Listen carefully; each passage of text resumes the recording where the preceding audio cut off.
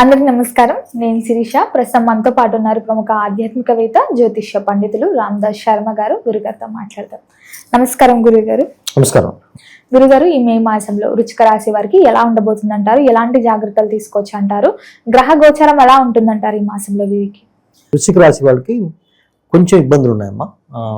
తులారాశితో compare చేసుకుంటే ఎలా అంటే వృశ్చిక రాశి వాళ్ళకి అష్టమంలో గురు సంచారం ఉంది.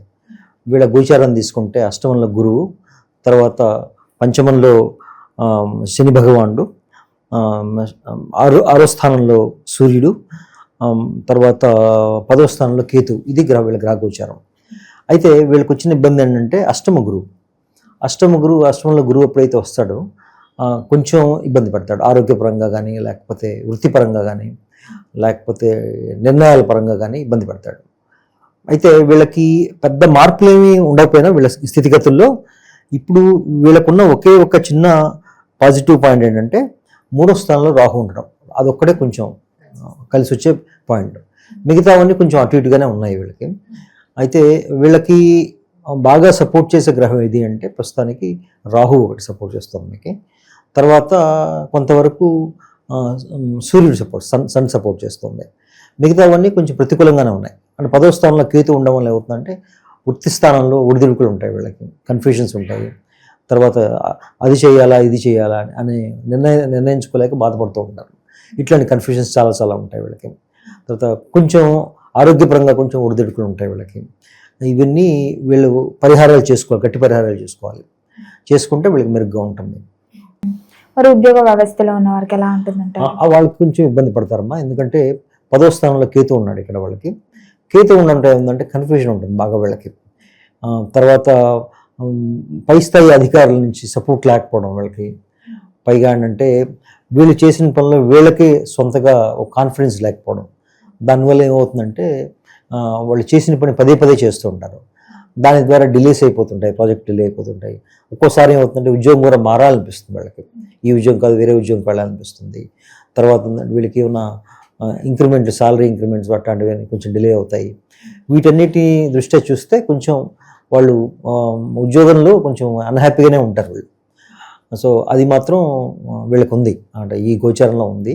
ఈ సంవత్సరం అంతా ఉందనే చెప్పాలి. అంటే కనీసం జూన్ దాకా అయితే ఈ ప్రాబ్లం ఉంది వీళ్ళకి. మరి ముఖ్యంగా విద్యార్థులకు ఎలా ఉంటుందంటారు ఈ మాసంలో? విద్యార్థులు కొంచెం పరిహారాలు చేసుకోవాలి. అంత స్ట్రిక్ట్గా బాగుంటుందని నేను చెప్పలేను, కానీ వీళ్ళు చేసుకోవాల్సిన పరిహారాలు అంటే దుర్గాదేవి ఆరాధన చేయాలి వీళ్ళు విద్యార్థులు. ఎందుకు చేయాలి అంటే దాని ద్వారా మనకి రాహు ద్వారా కానీ సపోర్ట్ రావాలంటే దుర్గాదేవి ఆరాధన చేస్తే వాళ్ళకి మంచి సపోర్ట్ వస్తుంది రాహు ద్వారా. అయితే నేను పెద్ద ప్రాబ్లమ్స్ వీళ్ళకి వస్తాయని నేను చెప్పను, కానీ అయితే ఏంటంటే చిన్న ఇబ్బందులు వస్తాయి వాళ్ళకి. అనుకున్న పని డిలే అయిపోవడం, తర్వాత అనుకున్న స్థాయిలో రాయలేకపోవడం. అంటే ఎగ్జామ్స్కి వెళ్తారు, ఎగ్జామ్స్లో అన్ని క్వశ్చన్స్కి ఆన్సర్స్ తెలిసినట్టుగా అనిపిస్తుంది, కానీ రాసే దగ్గరికి వచ్చేప్పుడు రాయలేకపోతారు. అట్లాంటి ప్రాబ్లమ్స్ లేకుండా ఉండాలంటే వాళ్ళు దుర్గాదేవి ఆరాధన చేసుకోవాలి. చేసుకుంటే వాళ్ళు బాగా కలిసి వస్తుంది. దుర్గాదేవి ఆరాధన, సుబ్రహ్మణ్యేశ్వర స్వామి ఆరాధన ఇద్దరు చేయాలి. లేదంటే ఆంజనేయ స్వామి ఎవరికి ఇష్టదైవం ఉన్నట్టయితే అది కూడా చేసుకోవచ్చు. బట్ నా రికమెండేషన్ ఏంటంటే సుబ్రహ్మణ్యేశ్వర స్వామి కానీ లేకపోతే దుర్గాదేవి ఆరాధన కానీ విద్యార్థులు చేస్తే మంచిది. వివాహ యోగం ఉందంటారా వీళ్ళకి? వివాహం అవుతుంది, వివాహం ఇబ్బంది లేదు వీళ్ళకి. వివాహకు సంబంధించి బాగానే ఉంది వీళ్ళకి. ఎందుకంటే వీళ్ళకి 7వ స్థానంలో శుక్రుడు వస్తాడు. 7వ స్థానంలో ఎప్పుడైతే శుక్రుడు వస్తాడో, కళత్ర స్థానం ఉంటుంది 7వ స్థానాన్ని. ఎప్పుడైతే శుక్రుడు వస్తాడో ఈ వివాహానికి సంబంధించిన మ్యాటర్స్ అన్ని మూవ్ చేస్తాడు ఆయన. కాబట్టి ఈ మంత్ అంతా వివాహానికి సంబంధించి చాలా అనుకూలంగా ఉంటుంది. ఒకవేళ ఎంగేజ్మెంట్ చేసుకున్న వాళ్ళైతే మంచి ముహూర్తం ఫిక్స్ చేసుకుని వివాహం చేసుకోవచ్చు. లేదు అంటే కొత్తగా మ్యారేజ్ ప్రపోజల్స్కి వెళ్ళేవాళ్ళు అది కూడా ప్రయత్నం చేయొచ్చు. అది కూడా అయ్యే అవకాశం కూడా ఉంది. దానికి సంబంధించిన ఇబ్బంది అయితే ఏం లేదు వీళ్ళకి. సంతాన యోగం కూడా ఉందంట. సంతాన యోగం బాగానే ఉందమ్మా. ఇది ఎందుకంటే 3 ప్లానెట్స్ ఉన్నాయి కాబట్టి 5వ స్థానంలో వీళ్ళకి మంచి సంతాన యోగం ఉంది. పైగా రాష్ట్రాధిపతి కుజుడు 5వ స్థానంలో ఉన్నాడు. 5వ స్థానంలో బుధుడితో కలిసి ఉన్నాడు, శని భగవాన్తో కలిసి ఉన్నాడు కాబట్టి సంతానానికే ఇబ్బంది లేదు.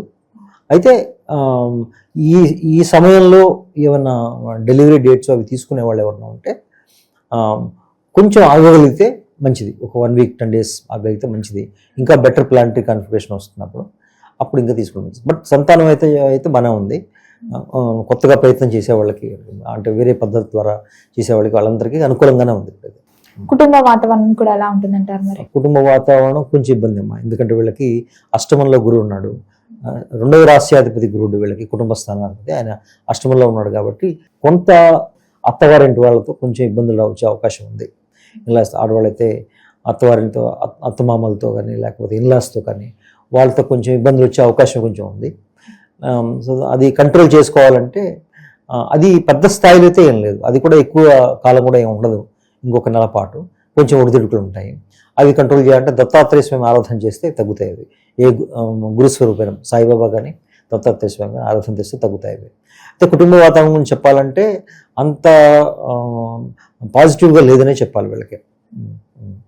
ఆర్థికంగా ఎలా ఉంటుందంటారు? ప్రయాణాలు కూడా చేయొచ్చు అంటారా? ప్రయాణాలు కొంచెం ఆగితే మంచిది, కనీసం ఒక నెల రోజులు ఆగితే మంచిది. ఈ వైశాఖ మాసం మొత్తం, వైశాఖ జ్యేష్ఠ మాసం ఆషాఢ మాసం దాకా కొంచెం ఆగితే మంచిది. గురువు గోచారం మారిన దాకా కొంచెం ఆగితే మంచిది. అవకాశం ఉంటే, అవకాశం లేకపోతే ఉద్యోగ పరంగా కానీ వ్యాపార పరంగా వెళ్ళాల్సి వస్తే వెళ్ళొచ్చు. అయితే ఏంటంటే దానివల్ల వచ్చే నష్టాలే ఎక్కువ ఉంటాయి అన్నమాట. ఆర్థిక పరంగా వీళ్ళు ఏంటంటే నిర్ణయాలు కరెక్ట్గా తీసుకోరు ఈ టైంలో, ఎందుకంటే అష్టమంలో గురువు ఉన్నాడు కాబట్టి తీసుకున్న నిర్ణయం తర్వాత తప్పని తెలుస్తూ ఉంటుంది వీళ్ళకి. అందువల్ల వాళ్ళు బాధపడడం, అయ్యో కొంచెం అయితే బాగుండేదేమో అని బాధపడడం, అట్లాంటివన్నీ ఉంటాయి. అవి కంట్రోల్ చేసుకోవాలంటే ఇందాక నేను చెప్పినట్టుగా గురుస్వరూపం ఏ గురుస్వరూపం ఆరాధన చేస్తే మంచిది. జూన్ దాకా ఆగితే వీళ్ళకి ఇంకా కొంచెం బెటర్గా ఉంటుందని నా ఉద్దేశం. మరి ఆర్థిక పరంగా ఎలా ఉంటుందంటారు? ఆర్థిక పరంగా కొంచెం ఒడిదుడుకులు ఉంటాయి వీళ్ళకి, ఎందుకంటే రెండో స్థానాధిపతి 8లో అష్టమంలో ఉన్నాడు కాబట్టి ఆర్థిక పరంగా ఒడిదుడుకులు చాలా ఉంటాయి వీళ్ళకి. అంటే పాజిటివ్స్ ఉంటాయి, రాబడి ఉంటుంది, ఖర్చు ఉంటుంది, రెండు ఉంటాయి. అయితే మిగిల్చుకోలేదు, మిగిల్చుకోవడానికి కొంచెం టైం ఉంది ఇంకా. అంటే కొంచెం జాగ్రత్తగా ఇన్వెస్ట్మెంట్ చేయాలి. అంటే వీళ్ళు ఎక్కువ అవసరమైన వస్తువులు కొంటూ ఉంటారు, పైగా అంటే అవసరమైనవి కొనడం ద్వారా వచ్చిన రాబడి అంతా ఖర్చు అయిపోతూ ఉంటుంది వీళ్ళకి. అయితే మీకు వీళ్ళకి మిగిలేదైతే ఉండదు ప్రస్తుతానికి. అయితే ఇన్వెస్ట్మెంట్ విషయంలో కూడా కొంచెం జాగ్రత్తగా ఉండాలి వీళ్ళు. ఇన్వెస్ట్మెంట్ కాకుండా ఈ కొత్తగా వ్యాపారం స్టార్ట్ చేద్దామని అనుకుంటుంటారు కదా, చేయొచ్చు అంటారా మరి? వ్యాపారం అయితే చేయొచ్చు, అదే ఇబ్బంది లేదు, ఎందుకంటే శుక్ర భగవాన్ సపోర్ట్ ఉంది వీళ్ళకి. వ్యాపారం అయితే చేయొచ్చు వీళ్ళు. అయితే వ్యాపారంలో అగ్రిమెంట్స్ విషయంలో కొంచెం జాగ్రత్తగా ఉండాలి వీళ్ళు, ఎందుకంటే శుక్రుడు సప్తమ స్థానంలో ఉన్నాడు. వీళ్ళకి ఈ రాశి వాళ్ళకి శుక్రుడు ఒక రకంగా మంచి చేస్తాడు, ఒక రకంగా చెడు చేస్తాడు. మంచి ఎలా చేస్తాడంటే కొత్త భాగస్వామి ఇస్తాడు, వాళ్ళ ద్వారా సమస్య కూడా ఇస్తాడు. అందుకని ఏంటంటే వాళ్ళతో అగ్రిమెంట్లు అవి చేసుకున్నప్పుడు కొంచెం ఎక్స్పర్ట్స్ ఒపీనియన్స్ తీసుకొని జాగ్రత్తగా చేస్తే మంచిదే.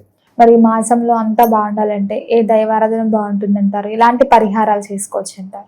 ముఖ్యంగా వీళ్ళు ఏదైనా గురుస్వరూపం ఆరాధన చేయాలి. వీళ్ళు గురుస్వరూపం సాయిబాబా కానీ దత్తాత్రేయ స్వామి కానీ దక్షిణామూర్తి కానీ వారికి సంబంధించిన ఆరాధన చేస్తే వీళ్ళకి గురువు సంబంధించిన అన్ని నెగిటివ్ ఫలితాలకి కంట్రోల్ అవుతాయి అన్నమాట. గురుగారు, మొత్తం మీద ఈ మాసంలో వృశ్చిక రాశి వారికి ఎలా ఉంది, ఎలాంటి జాగ్రత్తలు తీసుకోవాలో తెలియజేసినందుకు ధన్యవాదాలండి.